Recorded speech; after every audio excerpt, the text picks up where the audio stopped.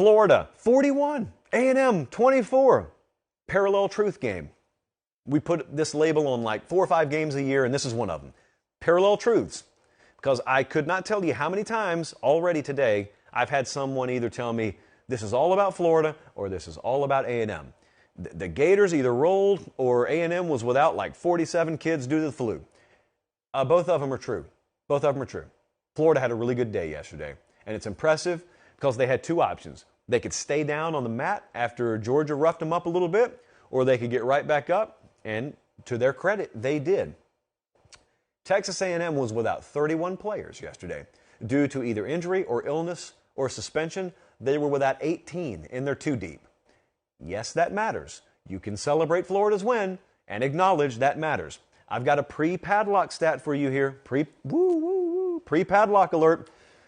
We had a magic number in this game. We had, I guess, a pre-padlock stat last week for you, courtesy of producer Jesse. He said, remember this? He said 210. That's the number you need to hammer home in this show. 210.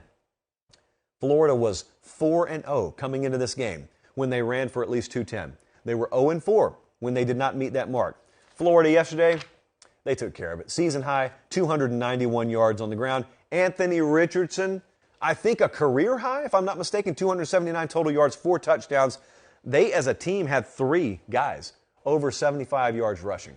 So what a day yesterday for Florida. They needed this. They needed this bad. And it was a tale of 2 halves, too. Because, see, I checked the score, and I want to say it was 24-20 A&M at the half. And I thought to myself, despite all odds, to quote Phil Collins, against all odds, look at A&M. But here's the thing. When you're missing 18 and you're 2 deep, you can sugar high your way to halftime. But, you got to Theraflu your way to the finish line. And it's tough, and they couldn't do it yesterday. Florida outscored them 21-0 in the second half. A&M had 9.3 yards per play in the first half, 2.9 in the second half. Florida had a 229-106 yards advantage in the second half. They had a 121-11 rushing yards advantage in the second half. Here is a helpful drive chart, courtesy of producer Jesse. This is Texas A&M's second half. 3 and out, 3 and out, 5 and out, 3 and out, 10 plays and a fumble, 3 plays and a fumble, turnover on downs, 3 and out, ball game. So yes, as it turns out, it's tough to play without like a third or a quarter of your team, and especially this time in the year. Texas A&M's 5th straight loss. It's the first time since 1980 that's happened. They've got to win out now to make a bowl game. And they've got Auburn, and they got UMass, and they got LSU. And that's going to be a chore.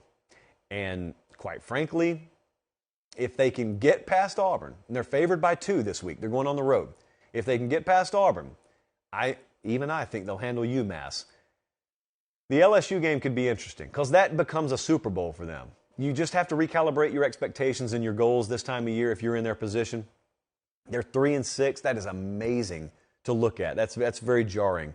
If you could ever cryogenically freeze yourself in the preseason and thaw yourself Austin Powers style in like mid-November, think about how shocking in any given year some of these results would be. And this year, 3-6 for A&M is one of those. Florida, I know, is not achieving at the level the fan base wants to in year 1. This is yet another sign that Billy Napier's doing some right things down there. I know it's happening at LSU faster than Florida, and it's really tough not to cast your gaze over there across the Gulf at what's happening in Baton Rouge. Forget that. It's an apples to bowling balls comparison. Every program has its own unique circumstance. Florida's no different. Interesting times, interesting year. They'll grow from it. They'll portal. I assume they'll portal pretty hard because everyone's going to. And they'll be a lot better next year. I think they'll be a lot better product next year. Guys, thanks for watching Late Kick. Make sure to leave a comment. I love interacting with you. But most of all, please like the video and subscribe to the channel. That's how we keep all of this free.